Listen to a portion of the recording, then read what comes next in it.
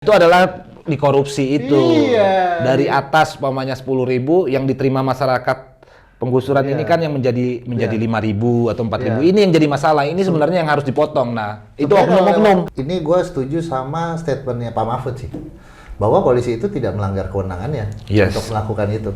Yang mesti disosialisasikan ke orang-orang itu di tengah gorengan-gorengan berita ini adalah bahwa secara formal itu memang nggak salah. Kalau dengar berita ya juga jangan dari satu sumber aja, bisa dilihat dari beberapa sumber. Kan kadang berita itu juga terutama media-media mainstream ya, apalagi media sosial ngambil berita itu sepenggal-sepenggal aja, yang mana yang menurut dia bagus untuk diberitakan, tapi kan dia nggak ngelihat efeknya juga kadang. Iya betul. Kita nggak terpecah belah ya. Nah itu 2024 kita nggak terpecah belah lagi kayak kemarin, udah bersatu, udah membangun negara ya.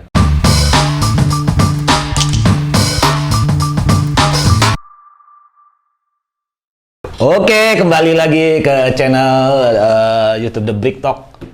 Hari ini gua mau bahas mengenai yang terakhir-terakhir ini yang lagi rame, yaitu Desa Wadas.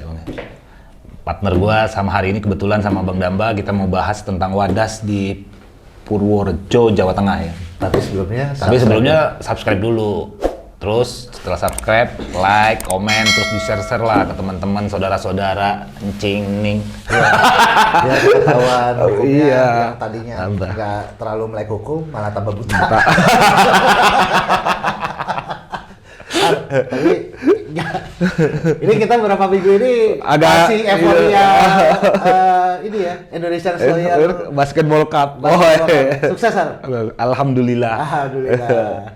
Acara berjalan lancar walaupun Covid naik terus. Enggak, tapi pada saat itu Covid belum terlalu kenceng ya? Iya, udah mulai naik terus kan. Iya, udah mulai terus. Tapi nggak sekenceng hari ini. Nggak sekenceng hari ini. Tapi mudah-mudahan sih akhir bulan udah inilah. Covid udah turun lah ya. Udah mulai turun lah ya. Iya, kan walaupun katanya masih ada Delta, tapi katanya Omicron nggak terlalu separah Delta. Iya, ya mudah-mudahan.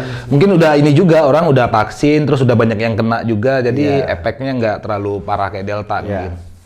Terus fasilitas rumah sakit juga nggak terlalu banyak. Banyak. Masih banyak ini ya, masih banyak yang kosong juga, nggak kayak parah kayak Delta kan waktu itu. Nggak parah. Banyak yang kosong, nggak. Maksudnya untuk nakes dan fasilitas kesehatan juga nggak kewalahan. Iya, nggak kayak yang Delta waktu itu ya. Iya.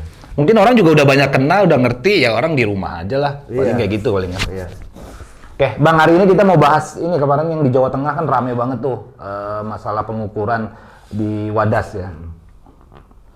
Ini kan sebenarnya kalau case-nya, kalau info yang gue baca, sebenarnya polisi ke sana untuk mengamankan BPN ya, BPN yang akan melakukan pengukuran ya. Faktanya begitu, bukan mendukung pembebasan lahannya, bukan masalah lahannya, tapi masalah pengukuran BPN-nya ya. BPN membutuhkan pendampingan karena di Wadas itu kan masyarakatnya ada yang pro, ada yang kontra, tanahnya dibebaskan kan, gitu. Nah, menurut lo kerusuhan kemarin gimana nih, Bang? Sebetulnya yang terjadi di Indonesia itu kebanyakan seperti itu, Han. Terutama mengenai pembebasan lahan, jual beli lahan. Bahkan kalau kita tarik lagi ke belakang soal mafia tanah yang peruntukan tanahnya untuk pribadi gitu ya, untuk kepentingan seseorang, itu kadang-kadang memang pada akhirnya melibatkan kontak fisik dan premanisme gitu. Yes. Dan untuk khusus kasus Wadas ini menurut gua memang ini hal itu pasti akan terjadi gitu. Karena kalau misalnya BPN melakukan pengukuran tanpa pengamanan, pasti akan ada kontak fisik. Dan nggak fair buat BPN juga gitu. Karena kan sebenarnya yang dilakukan BPN ini sebenarnya melalui mereka itu melakukan sesuatu yang secara formal memang diwajibkan. Apalagi Wadas ini kan untuk fasilitas umum, untuk kepentingan umum kan, bendungan ya? Iya, dia ada kandungan batu nanti akan digunakan untuk bendungan, tapi bukan di Desa Wadas bendungannya, nanti di sekitar Purworejo juga. Gitu. Tapi kan untuk kepentingan umum. Umum ya. Betul. Nah, yang terjadi di Indonesia ini memang pada akhirnya masyarakat itu tidak menghormati hukum itu sendiri gitu. Katakanlah itu secara formal lahan itu sudah dibebaskan gitu. Tapi penguasaan di Indonesia terhadap tanah itu kan lebih kuat, Han. Iya. Ya kan, apalagi yang tadi lu bilang ada pro dan kontra. Yes. Yang pasti yang kontra itu sebenarnya mungkin secara hukum nggak mempunyai hak apa-apa. Bisa jadi. Nggak mempunyai hak apa-apa. Ya cuma ditunggangi massa lah dan lain-lain. Yes. Cuma narasi yang dibuat itu seakan-akan untuk membebaskan lahan itu, kenapa polisi kok pro ke orang, misalnya ke perusahaan atau ke pemerintah ya. Atau ke pemerintah. Jadi seakan-akan polisi melakukan kekerasan. Sebenarnya enggak. Kalau tanpa ada polisi justru kasihan BPN. BPN ya. Ya itu tadi BPN kan sebenarnya masalah pembebasan tuh bukan urusannya BPN ya. Bayar ganti rugi berapa. BPN kan hanya melakukan tugas kewajibannya. Iya, mengukur tanahnya di mana, letaknya di mana kan, luasannya berapa. Iya. Masalah pembebasan kan biasanya kalau ini proyek pemerintah ya kembali ke pemerintah daerah juga. Iya. Tapi mungkin karena ini menjelang 2024 juga banyak kepentingan politik juga ya. Jadi digoreng-goreng jadi kepentingan politik kan. Kalau ini kan ngomongin politik, kita udah ngomongin hal yang berbeda. Beda ya. Ini kalau gue melihatnya berhubung ini di Jawa Tengah dan sepertinya Pak Ganjar ini untuk menjadi calon presiden cukup difavoritkan gitu. Ini gue melihatnya kadrun-kadrun ini kayaknya berusaha untuk menunggangi ini, seakan-akan ini salahnya pemerintah ya. Dalam hal ini pemerintah Jawa Tengah gitu. Iya. Bupatinya malah nggak ada ini kan. Nggak, justru yang lebih di ini kan gubernur yang daripada bupatinya kan. Iya. Nah, dan yang lebih lucu lagi, bupatinya juga dari pihaknya si Ganjar, bukan Ganjar ya, maksudnya pendukungnya Ganjar itu justru di framing lagi. Wah, ini orang Demokrat nih. Demokrat, iya, jadi kepentingannya. Tapi kita nggak ngelihat dari situ lah. Intinya kalau memang ada keputusan presiden kalau untuk pembebasan lahan itu kayak jalan tol lah ya. Iya.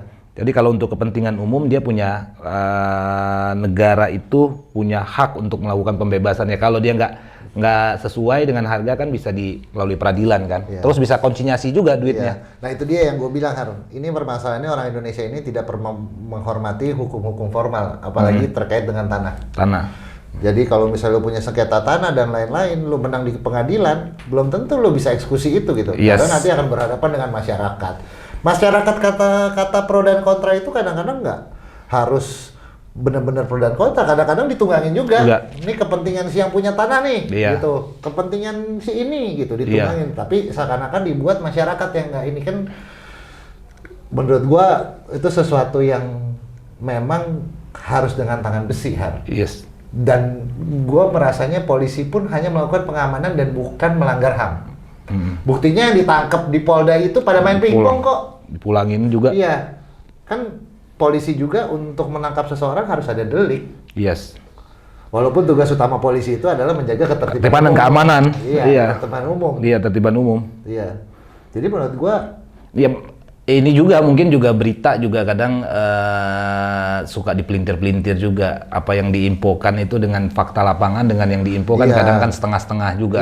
Mana yang beritanya bombastis itu yang diinfokan, tapi dia nggak menginfokan yang fakta real sebenarnya bagaimana terjadi di lapangan kan. Dan gua pada saat ini gua setuju sama statementnya Pak Mahfud sih, bahwa polisi itu tidak melanggar kewenangannya untuk melakukan itu. Yang mesti disosialisasikan ke orang-orang itu di tengah gorengan-gorengan berita ini adalah bahwa secara formal itu memang nggak salah. Bahwa BPN itu membawa polisi hanya untuk pengamanan. Ya tugas BPN kan untuk melakukan pengamanan. Kalau dia nggak merasa nggak aman dan nggak nyaman dalam melakukan tugasnya, ya dia punya hak juga minta bantuan kepolisian. Betul. Kepada siapa lagi dia minta bantuan, kan organ negara dia. Benar, organ negara. Masa kita harus sewa preman? Man gitu kan? Iya. Kan nggak, justru malah makin salah lagi. Yang tadinya secara formal memang udah merupakan hak pemerintah untuk menggunakan lahan itu untuk batu yang untuk bendungan tadi. Bendungan ya. Tapi di satu sisi narasi yang dibangun itu seakan-akan ini pemerintah ini menzolimi rakyat, menggusur secara semena-mena kan. Nah itu yang harus disosialisasikan. Nah kalau pemerintah menggusur tanah itu udah jelas tanah warga, terus dia menggusur, nah itu gue setuju, itu harus dilawan. Iya. Tapi kalau memang dia punya tanah, kalau nggak setuju, yang jadi masalah ini kan gini, orang kadang punya tanah secuil, sedikit, bukan sedikit banyaknya ya, maksudnya orang terkadang tuh nggak punya tanah yang di tempat dipermasalahkan, tapi karena dia punya kepentingan untuk apa namanya menjadi tanda kutip calo. Iya. Nah, itu yang suka ngompor-ngomporin kan. Betul. Dan gua sebenarnya terus terang Pak Ganjar saya tuh nggak setuju Bapak melakukan mediasi, datang ke masyarakat yang pro, yang kontra, bahkan melobi polisi untuk melepaskan itu nggak setuju saya. Karena kenapa? Presidennya jadi jelek. Jelek. Karena kenapa? Jangankan yang untuk kepentingan umum seperti ini, yang untuk ranah pribadi aja, tanah untuk ranah pribadi ini seharusnya justru tindakan polisi dan BPN untuk menggunakan kekuatannya sebagai aparat dan organ pemerintah itu mestinya harus didukung. Karena kalau enggak, program pemerintah mana yang jalan? Nanti orang tinggal ngomporin si A, ngomporin si B, ribut, nggak jadi. Ini kan buat kepentingan umum juga, Har. Kalau hukumnya mungkin gue setuju gitu, tapi kan kalau orang politik kan punya hitung-hitungan politik juga kadang-kadang yang di luar di luar itu. Makanya kan katakanlah kita kan ngobrol di sini sebagai orang hukum lah ya. Iya. Ya kalau menurut gua pribadi orang hukum justru tindakan polisi itu oleh Pak Ganjar itu harus di-encourage bahwa mereka melakukan sesuatu yang benar, sama kayak Pak Mahfud. Iya. Urusan nanti Pak Ganjar mau menjelaskan itu boleh, tapi dalam koridor yang bahwa memang tidak menyalahkan polisi dan BPN. Yes. Gitu. Untuk urusan melobi untuk membebaskan dan lain-lain ya mungkin untuk kepentingan kampanye oke lah. Oke, iya. Tapi menurut saya sih harusnya itu harusnya pada akhirnya itu menciptakan satu presiden yang nggak baik. Iya. Jadi, ya ini mungkin gini juga, mungkin ya Pak Ganjar sebagai eksekutif, bagian dari eksekutif ya. Ya tugas dia apa, polisi nggak usah diikut campurin juga tugasnya polisi gitu kan. Gue malah lebih senang waktu Ahok gusur Kalijodo. Iya. Bodoh amat, punya gua kok, punya pemerintah negara kok. Gitu kan, orang mau ngomong A, mau ngomong B, buktinya abis itu buat kepentingan umum juga. Yes. Walaupun sekarang jadi jemuran, jadi udah kacau lagi gara-gara gubernur yang baik ini. Iya. Iya kan? Harus tangan besi ya. Ya Pak, orang Indonesia itu nggak bisa tahan. Pak Harto berkuasa 32 tahun itu tahan besi ya. Tangan besi. Orang Indonesia itu nggak bisa dikasih demokrasi dan kebebasan berpendapat. Akhirnya kacau semua, bukan kacau ya maksudnya. Mungkin gini, demokrasi dan kebebasan berpendapat ada, tapi ada batas-batasnya juga. Betul. Tapi ya itu memang Singapura bisa bagus kayak gitu ya karena pemerintahnya tahan besi. Berbagai macam etnis kok. Ya kalau secara hukum ya kalau memang kalau kasus Wadas ya, khusus kasus Wadas, kalau dia memang punya hak, masyarakat di situ punya hak, kalau dia nggak mau digusur, nggak mau ganti untung ya kata sekarang ya. Ya kan tinggal punya ada jalur hukum juga sebenarnya. Betul. Ya itu sebenarnya kalau secara hukum lagi sebenarnya itu beres kok. Kita tinggal taruh konsinyasi, mau ambil syukur nggak ya apa-apa. Tapi hitungannya yang benar tinggal kan. Iya itu kan. Dan sepengalaman gua, ganti rugi pemerintah itu nggak kecil, gede. Nah, bener. Pemerintah tuh juga punya hitung-hitungan juga kan dari nilai appraisal tanah segala macam. Itu aja udah pakai dikorupsi. Nah, yang banyak bermasalahnya itu adalah dikorupsi itu. Dari atas pamannya 10.000 yang diterima masyarakat penggusuran ini kan yang menjadi 5.000 atau 4.000. Ini yang jadi masalah. Ini sebenarnya yang harus dipotong. Nah, itu oknum-oknum. Kalau konsinyasi ke pengadilan, konsinyasi itu adalah menitipkan duitnya ke pengadilan. Jadi yang diganti rugi itu tinggal ngambil. Itu kan potensi untuk kepotongnya sedikit harusnya. Sedikit. Dia sesuai dengan ketentuan kan. Kayak jalan tol kan banyak begitu. Iya. Ya jadi karena kalau nunggu gugatan sambil berjalan segala macam kan itu dulu prosesnya lama. Makanya banyak penghambatan pembangunan itu kan seperti itu. Kalau semenjak ada Kepres tentang percepatan pembangunan itu kan bisa konsinyasi jadi. Makanya dulu kan SBY dikatain Bapak Mangkrak Nasional kan. Ya karena sunat menyunat itu sih. SBY-nya sih nggak mungkin bawahnya kali ya, banyak motong itu kan. Iya maksudnya rezim SBY, iya. Bilang SBY-nya. Kan maksudnya kan banyak proyek-proyek yang mangkrak itu ya gara-gara itu. Ya harusnya kalau dari pemerintah sih besar ya, dia punya hitungan, punya standar sesuai dengan ketentuan untuk perhitungan. Tapi kan nyampe ke bawahnya ini, dan banyak calo juga. Iya. Jadi makanya gua bilang bahwa sebenarnya kasus Wadas ini dipolitisir. Kalau secara hukum nggak ada yang salah. Nggak ada yang salah, betul. Polisi hanya bersifat pengamanan juga. Terus kan karena ada bentrok juga di antara pro dan kontra di situ kan. Nah, justru menurut gua kalau memang pemerintah udah melakukan sesuai dengan ketentuan hukum yang benar, secara formal udah benar, itu harusnya di-encourage. Jangan gara-gara tekanan media, tekanan Betul. pro dan kontra itu akhirnya ambil jalan tengah. Itu nanti setiap kasus itu akan terjadi Gitu lagi. Ini menurut gua juga nggak kasus-kasus yang terakhir. Nanti kedepannya pasti karena Indonesia ya. Iya. Pengalaman gua sih pasti ada lagi nanti. Iya. Sengketa-sengketa lahan seperti ini. Iya benar, karena ya land reform itu kan tahun 60 itu bisa dibilang sukses ya. Ada suksesnya enggak kan juga Ada enggak, iya. Buktinya sampai sekarang kan masih banyak tanah girik dan lain-lain, letter C dan lain-lain kan banyak. Land reform tahun 60 itu ya menurut gua Banyak yang perlu diperbaiki. masalah lah. Betul, masih banyak yang perlu diperbaikin sebenarnya. Iya, mungkin kalau di Jakarta enggak ya, tapi mungkin kalau di daerah-daerah ya pasti banyak lah tanah-tanah yang belum disertifikatin. Ikat, segala macam. Iya, pembagian adat dan lain-lain gitu, masih banyak. Gitu kan. Oke, gitu ya Bang ya paling. Ya gitu lah. Mudah-mudahan sih ya ini jadi pelajaran buat kita Ya, yes. supaya kita juga bisa melihat ini benar-benar dari sisi formal atau sisi hukumnya. Ya. Bukan melihat dari sisi politis, apalagi sisi goreng-menggoreng, provokasi dan lain-lain. Yes. Jadi mudah-mudahan masyarakat juga tahu bahwa sebenarnya secara hukum ini nggak ada yang salah dari pemerintah. Gitu. Yes. Ya kalau dengar berita ya juga jangan dari satu sumber aja, bisa dilihat dari beberapa sumber kan. Kadang berita itu juga terutama media-media mainstream ya, apalagi media sosial ngambil berita itu sepenggal-sepenggal aja, yang mana yang menurut dia bagus untuk diberitakan, tapi kan dia nggak melihat efeknya juga kadang. Iya betul. Jadi harus melihat tuh secara keseluruhan, oh begini permasalahannya begini. Jadi ya tadi secara legal sebenarnya polisi juga dia datang memang atas permintaan BPN. Iya. Tapi kan yang digoreng ini kan memang polisinya sekarang. Iya. Berpihak kepada polisi menindas rakyat bahasanya kan. Iya. Gitu. Padahal sebenarnya sekarang polisi juga yang kadrun ngomong apa nggak ditangkap. Si Ferdinand ngomong dikit malah ditangkap. Tangkap, iya. Masa polisi berpihak pada oposisi? Ya udah itu aja lah. Oke. Belum merambat terlalu jauh. Yes, next mungkin